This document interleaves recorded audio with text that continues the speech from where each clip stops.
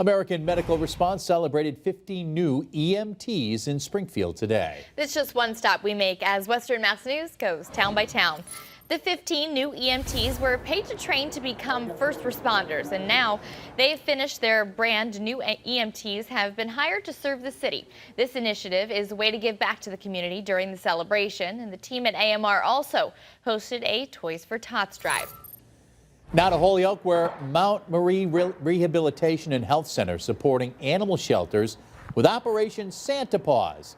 Montmarie residents often benefit from animal-assisted therapy visits, and today they wanted to give back to their furry friends, so the center began collecting pet supplies to donate to a local animal shelter.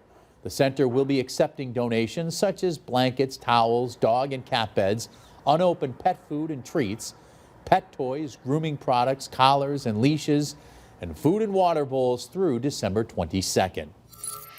And now Town by Town takes us to our final stop. Each holiday season, Titan Tree makes an annual donation of bikes and scooters to the West Springfield Boys and Girls Club. And this year, the company was donating 60 bikes and scooters. Good for them. Now, when we come back, Jana has one last look at our first alert forecast.